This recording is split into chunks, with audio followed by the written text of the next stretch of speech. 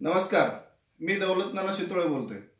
तमाम महाराष्ट्रातल्या सर्व समाज बांधवांना व माझ्या जय मल्हार क्रांती संघटनेचे सर्व पदाधिकारी व सर्व तरुण व सर्व सोशल मीडियातील सर्व मित्रमंडळी, खऱ्या अर्थानं या ठिकाणी मी याच्याकरता आपल्याला सांगत आहे की 4 दिवस जे फेसबुक असन, व्हॉट्सअप असन, त्याच्यावरती जे पोस्ट पाहिल्या गेल्या आहेत आणि त्याच्या माध्यमातून जे कानावरती जे विषय आले किंवा काही बड्या नेत्यांनी जे व्हिडिओ टाकले, खऱ्या अर्थानं मी माझ्या सर्व संघटनेच्या पदाधिकाऱ्यांना विनंती करतो आणि माझ्या सर्व जे तरुण वर्ग आहे जे सोशल मीडियामध्ये काम करतो त्या सर्वांना माझं सांगणं आहे की आपण कुठल्याही शब्द रचना व्यवस्थित करा, प्रत्येकाचा मान सन्मान द्या।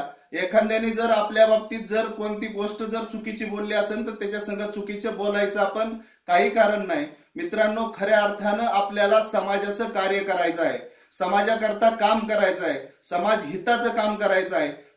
आपला समाज एक उपेक्षित समाज आहे, एक इथून मागच्या काळामध्ये एका याच्यामध्ये काढला गेलेला समाज होता, आपण वर काढलेला आहे आणि आपल्या समाजाकरता आपल्याला लढायचं आहे। आपण एखाद्या नेत्याने वाईट बोललं किंवा नेत्यांच्या काही कार्यकर्त्यांनी वाईट बोललं त्याच्यावरती चर्चा न करता किंवा त्यांना तोंड न देता, त्यांना ती पटतंय त्यांच्या पद्धतीने ते करतात आणि आपल्याला ती पटत नाही, आपण त्यांच्या बाबतीत कुठलीही चर्चा करू नये। मी खास करून महाराष्ट्राला या ठिकाणी महाराष्ट्रातल्या समाज बांधवांना एक सांगू इच्छितो की खऱ्या अर्थानं आपल्या पदरामध्ये महामंडळ असन किंवा आरक्षणाचा मुद्दा असन अतिशय जवळ आलेला आहे आणि खऱ्या अर्थानं या ठिकाणी खीळ घालायचा प्रयत्न चाललेला आहे। हा महामंडळाचा विषय हाणून पाडायचा प्रयत्न चाललेला आहे। मी आपल्या माध्यमातून त्या सुद्धा नेत्यांना मी सांगतो की आपण हे जे पाप करायला आपण जे चाललेला आहात, आपण जी चर्चा करतायत, खऱ्या अर्थानं ज्या मुख्यमंत्र्यांनी आपल्या रामोशी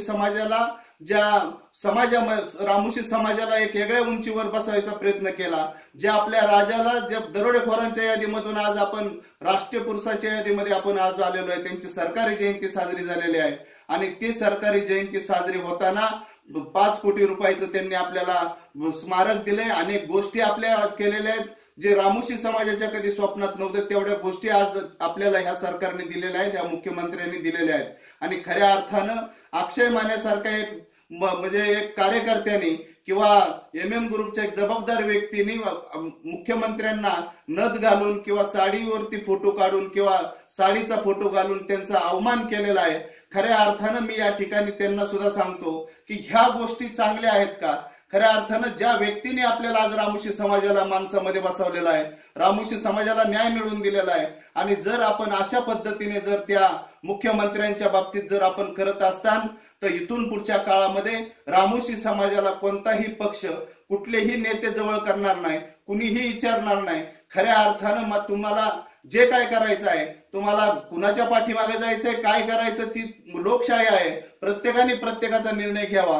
पण खऱ्या अर्थानं जे आपल्या हातामधले विषय आहेत, महामंडळाचा विषय आपला जवळ आलेला आहे आणि ह्या महामंडळाच्या विषयावरती सुद्धा आता कालच आपण पाहिलं की वडील समाजाचं आपल्या पाठीमागून त्यांची कामं होतात, आपली कामं होत नाही। खऱ्या अर्थानं तुम्ही जे सोशल मीडियावरती ही काम चालू आहे, सोशल मीडियाच्या माध्यमातून आपण जे बोलत आहेत, आपण जे अडथळे आणत आहेत, खऱ्या अर्थानं मी या ठिकाणी सांगन की तुम्ही एवढं मोठं पाप ह्या ठिकाणी करताय की एक आपला गरीब समाजाला जी महामंडळाची गरज आहे, जी 2 रुपये त्यांच्या धंद्या करतात समाज आपला सरकार आपल्याला देऊ शकतं किंवा महामंडळ आपल्याला देऊ शकतं। खऱ्या अर्थानं आपण एवढं मोठं पाप करताय, ह्या पापातून आपल्याला जर खऱ्या अर्थानं जर बाजूला जर जायचं असेल किंवा ह्या पापात सहभागी जर व्हायचं असेल तर महाराष्ट्रातला रामोशी समाज जीवनामध्ये आपल्याला कधीही माफ करणार नाही। याचा जबाब आपल्याला इथून पुढच्या काळामध्ये आपल्याला द्यावा लागणार आहे। मी महाराष्ट्रातले, तुम्ही कोणत्या जिल्ह्यामध्ये दौलत नाना फिरत नाही किंवा कुठल्या जिल्ह्यामध्ये येऊन देत नाही किंवा कोणत्या जिल्ह्यापाग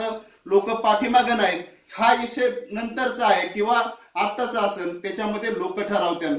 दौलत नाना हा लोकांमुळे आहे, दौलत नाना स्वतःमुळे नाही। आज दौलत नाना महाराष्ट्रामध्ये आहे तर लोकांमुळे आहे लोकांच्या आशीर्वादामुळे आहे, लोकांच्या प्रेमामुळे आहे. ज्या दिवशी दौलत नानाला समाज बांधव सांगतात की दौलत नाना हा चुकीचा करतोय, त्या दिवशी दौलत नानाचं काम असेल आणि त्याचे कुटुंब असतील आणि त्याचा बिझनेस असेल, समाजाशी माझं काही घेणं देणं राहणार नाही. पण मी जी विडा उचललेला आहे, माझ्या समाज बांधवांनी जी विडा उचललेला आहे, माझ्या नेत्यांनी ज्या विडा उचललेला आहे, ह्या याच्याशी मी ठाम आहे आणि शेवटपर्यंत त्या पद्धतीने मी काम करत राहणार आहे. मी फक्त ह्या ठिकाणी एकच सांगतो की ज्या गोष्टी आपण करत आहात, जे नेते म्हणून स्वतः म्हणून आपण नेते म्हणून स्वतःला म्हणून घेतात आणि तुमचे जे बाकीचे जी मुलं आहेत, काही मुलांना धमक्या देतात, काही मुलांना आयामाया शिवाय देतात, काही मुलांची फिडिंग लावली, काहींना गोळ्या घालू, ह्या पद्धती ठीक नाही आहेत.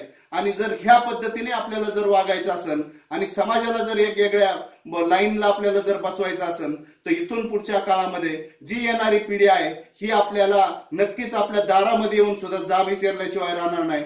मी परत एकदा आपल्याला सांगतो की आपण जे पाप करत आहेत ते समाजाच्या पदरामध्ये पडलेलं.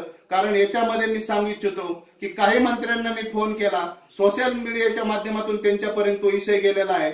मुख्यमंत्र्यांचं जी नथ घातलेली आहे, मुख्यमंत्र्यांना जी साडी नेसवलेली आहे, ज्या रामोशान करता त्या मुख्यमंत्र्यांनी एवढं आपल्या करता केलंय आणि ती जर का आपण करून जर रामोशी समाज जर होत असेल तर त्यांच्यामुळं ज्या मंत्र्यांनी मला फोन केले आणि त्यांच्यामुळे मला जी बोलणं खावं लागलं, खऱ्या अर्थानं मी त्यांची माफी मागितलेली आहे.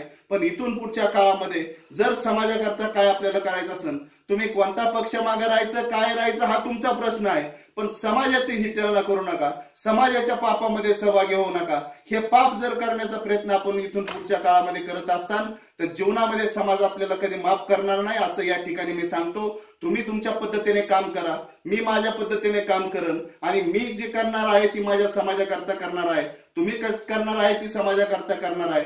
पण करण्याच्या परी वेगळ्या आहेत. तुम्ही तुमच्या पद्धतीने तोंड सांभाळा, तुमच्या पद्धतीने जी काय बोलायचे ती बोला. उद्या दौलत नानाला तुम्ही शिव्या द्या, पण ज्या सरकारने आपल्याला खूप काय दिलेलं आहे त्याच्यामुळे त्या सरकारच्या वाटे जाऊ नका, सरकारला आपण काय बोलू नका, त्यांचा अवमान करू नका, असं या ठिकाणी मी सांगतो. आणि परत एकदा सर्व महाराष्ट्रातल्या समाज बांधवांना विनंती करतो की सोशल मीडियावरती जी काय काम चालू आहे त्याच्यावरती तास 2 तास आपण जे काय कमेंट करत आहेत, हे 2 तास जर आपल्या समाज बांधवांकरता जर आपण दिले, आपण अजून जोमाने काम जर केलं, त्याच्यामध्ये लक्ष द्या. येणारा काळ रामोशी समाजाला नक्कीच चांगला आहे. आणि ह्या ठिकाणी मी आपल्याला परत एकदा सांगतो, दौलत नाना शितोळे असेल किंवा जय मल्हार क्रांती संघटना असेल, अशा कितीही अडचणी आल्या आणि कितीही लोक आपल्यापासून बाजूला गेले आणि कितीही आपल्याला अडचणी आणण्याचा प्रयत्न केला, अशा अडचणीला घाबरणारा दौलत नाना नाही आहे.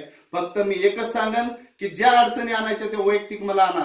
माझ्या समाज बांधवांच्या जर पदरामध्ये जी काय महामंडळाचा विषय किंवा आरक्षणाचा विषय पडायचा जो प्रयत्न चालू आहे, जो प्रयत्न करत आहेत आणि त्याच्यामध्ये जर आपण खीळ घालून, ज्याच्यामध्ये आपण अडचणी आणून त्या सरकारच्या जर अवमान करत असताना तर नक्कीच समाज बांधवांच्या काहीही पदरात पडणार नाही. आणि त्याला जबाबदार फक्त नेते मंडळी तुम्ही असताना आणि फक्त तुम्ही असताना त्याचा जाब तुम्हाला तुमच्या दारामध्ये येऊन समाज बांधव विचारल्याशिवाय राहणार नाही, असं या ठिकाणी मी सांगतो. सर्व संघटनेच्या पदाधिकाऱ्यांना सांगतो की जोमाने कामाला लागा, जे काम चालू आहे याच्या अजून स्पीड वाढवा आणि प्रत्येक जिल्ह्यामध्ये दौलत नाना येणार आहे. सांगली जिल्हा असेल, कोल्हापूर असेल, सातारा असेल, प्रत्येक जिल्ह्यामध्ये दौलत नाना अजून स्पीडनी जाणार आहे, अजून प्रत्येक गावामध्ये वेळ घालवणार आहे.